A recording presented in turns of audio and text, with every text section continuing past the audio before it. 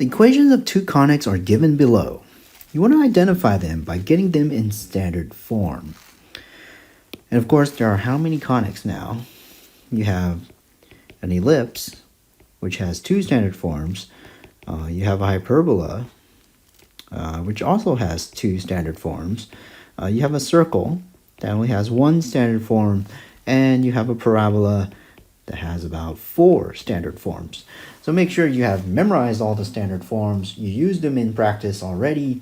You use them in homework. You've written them down in formulas. You've written them down on flashcards, whatever it takes to help you get familiar with them. You definitely want to practice computations, especially the mathematical trick called completing the square. Why don't we attempt to identify part A? So we have -5, and then we're going to complete the square on the values.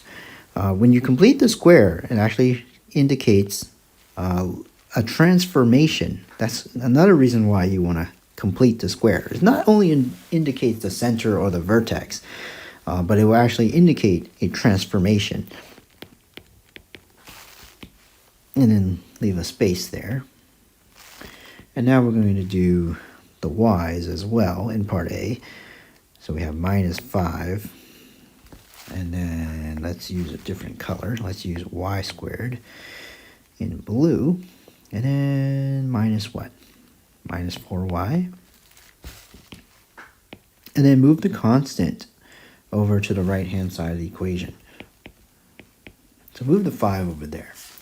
Now you complete the square. So the first term, we subtracted 5. So we're going to subtract 5 on the other side of the equation. The second trinomial there, we're going to subtract 20. So if we subtract 20 on one side of the equation, we got to subtract 20 on the other side of the equation. And now we react to this problem. -5 times the quantity x plus 1 squared -5 times the quantity y minus 2 squared is now equal to -20. So what do you think this is? Is it an ellipse or is it a circle? Let's find out. Divide the entire sides by -20. I said -20.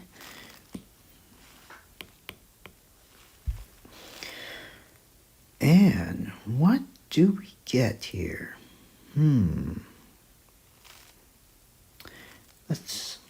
I'm being silly. Instead of -20, do you see a better number we could divide by? Let's try -5. This is why you want to have all your conics memorized. If you have them memorized, you can save yourselves a little bit time by doing a better procedure. You want to be efficient in mathematics, and the only way you could be efficient is by practicing a lot more than you think.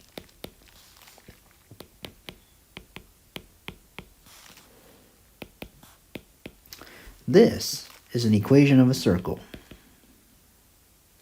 Or why don't we just identify the conic to be a circle with a radius of 2. Circle with a radius of 2 centered at -1, 2. There we go. So make sure you've written it in a standard form and then give it its name. Give it its mathematical vocabulary. Let's look at part B. I'm going to erase the board now.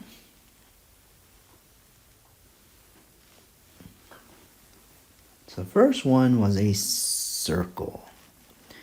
Part B. Same kind of tricks. We're going to complete the square again.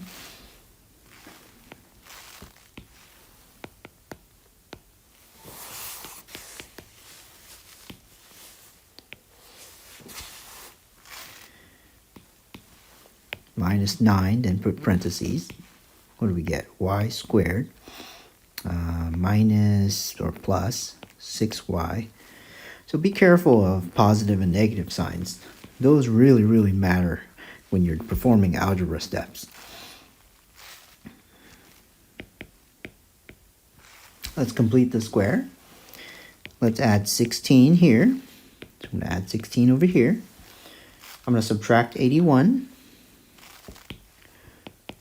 Subtract 81 there, and then subtract 81 here. What do we have?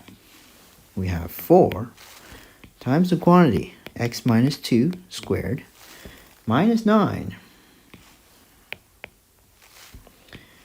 times the quantity, y plus 3 squared, is now equal to, what is that? Let's see. 45 minus 81. 45 minus 81. 45 minus 81. That's 36, right? But negative 36. This looks very interesting. Divide by negative 36 to both sides. And let's see what we get. We're going to get a y plus 3 quantity squared over 4 minus an x minus 2 quantity squared over 9 is equal to what?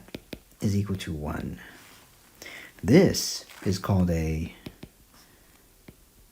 hyperbola, and it's actually opening in the vertical direction. So there's 2 parabolic branches opening in the vertical directions, so opening up and down.